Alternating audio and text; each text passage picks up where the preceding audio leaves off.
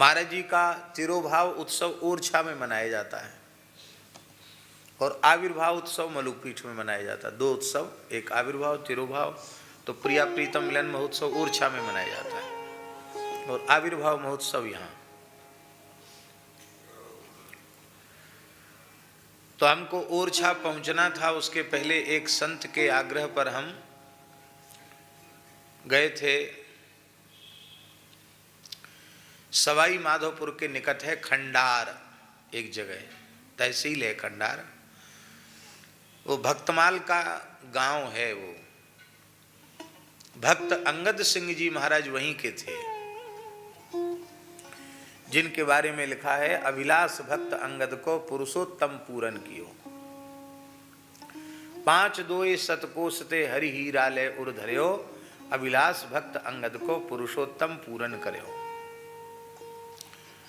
तो मन में एक भाव ये भी था कि अंगद जी की प्राकट्य भूमि में जाएं, वहां दर्शन करके आवें। वहां कथा थी, भागवत जी की कथा थी। वहां से रात भर चले, ऐसी जीप थी, बहुत सामान्य सी, वो भी खड़र खड़र करने वाली थी। रोड भी बहुत अच्छा नहीं, लेकिन पूरी रात चल करके खंडार से कथा पूरी करके तुरंत चल पड़े। पूरी रात चलकर सवेरे सवेरे लगभग 3 साढ़े 3 बजे ओरछा पहुंचे और सवेरे से उत्सव था। पाठ भी हमको कराना, कथा भी कहनी। तो मन में बड़ी चिंता थी कि उत्सव इतना कम समय, केवल रात्रि का ही समय था, वो यात्रा में चला गया और एकदम थक के चूर हो रहे थे।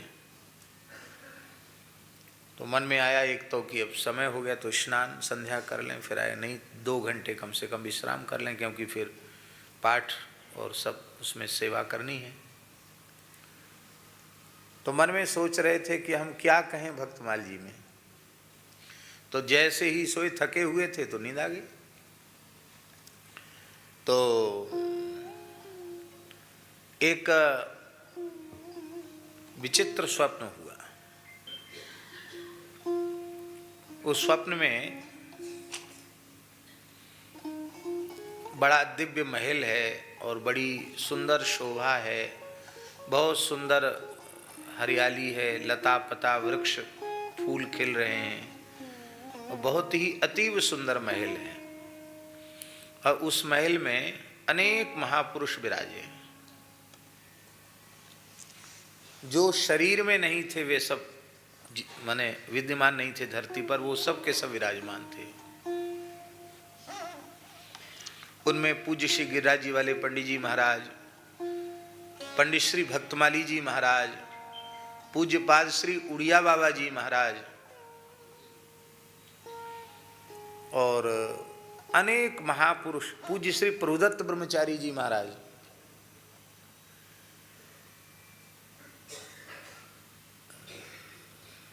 और बहुत से संत थे। हम माने कह नहीं सकते कितने महापुरुष थे, बहुत संत थे। जो हमारे परिचित में थे उनको तो हम पहचान गए,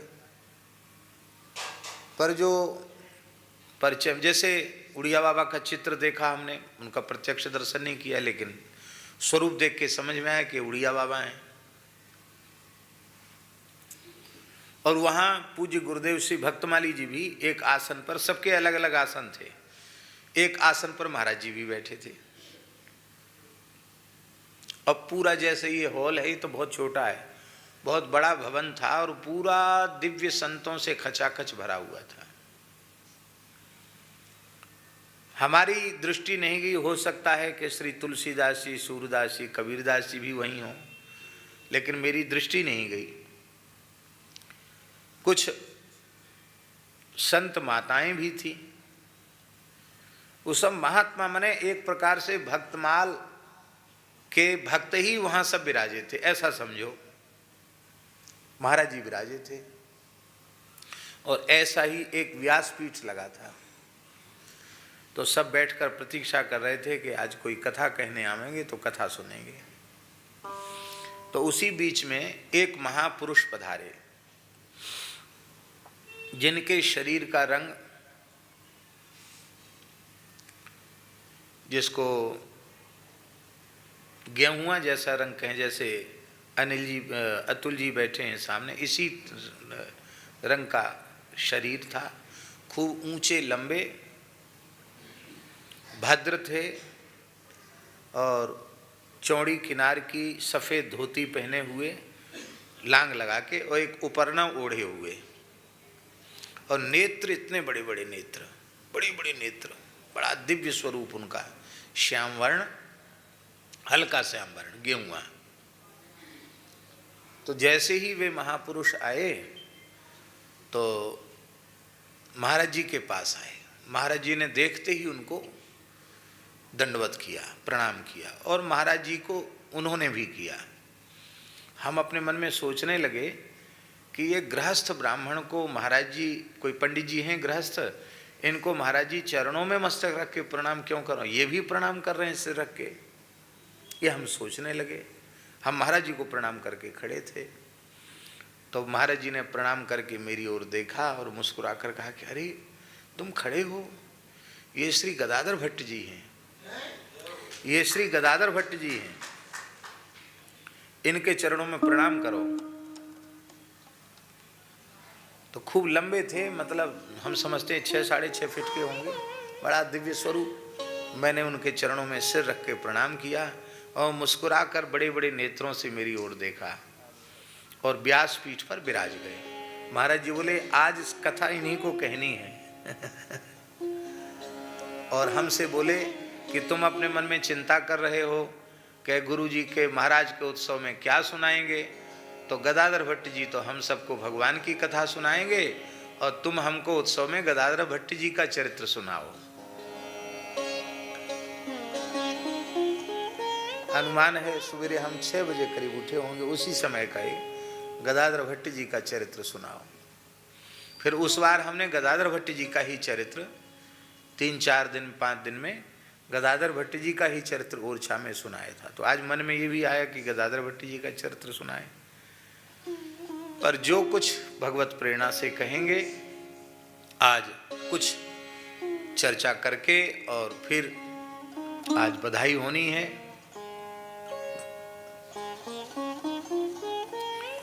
देखो जो कुछ बात कही गई है सब सत्य है। सत्य का मतलब हमारे ग्रंथों में, पुराणों में महापुरुषों ने जो अनुभव किया है वो कल्पना नहीं है। भगवान के नित्य धाम में, नित्य महल में सब संत विराजते हैं। यहाँ अमुक संप्रदाय तमुक संप्रदाय है, वहाँ सब एक साथ रहते हैं, एक साथ ठाकुर जी को लाड़ लड़ाते हैं।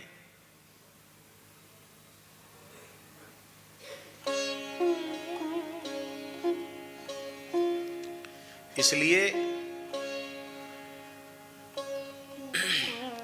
हरि गुरु संतों में भेद न करते हुए, आचार्यों में भेद न करते हुए, भक्तों में भेद न करते हुए और भगवत स्वरूपों में भेद न करते हुए गुरु प्रदत्त प्रणाली के अनुसार साधन करना चाहिए।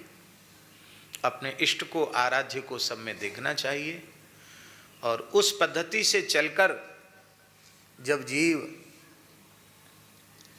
अपने चरम लक्ष्य को प्राप्त करेगा तो वहां सब मिलेंगे।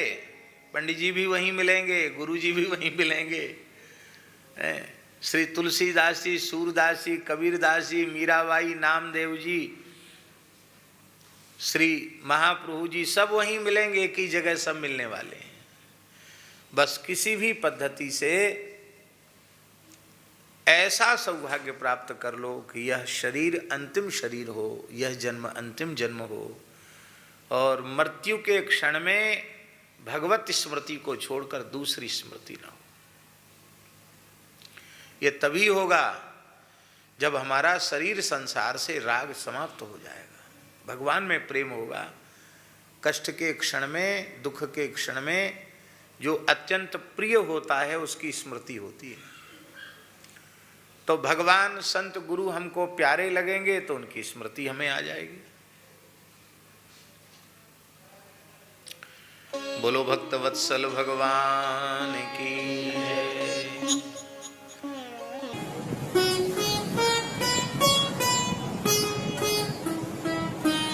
श्री सीताराम। प्रतिदिन सत्संग एवं दर्शन के लिए श्री महाराज जी के ऑफिशियल चैनल को जरूर सब्सक्राइब करें।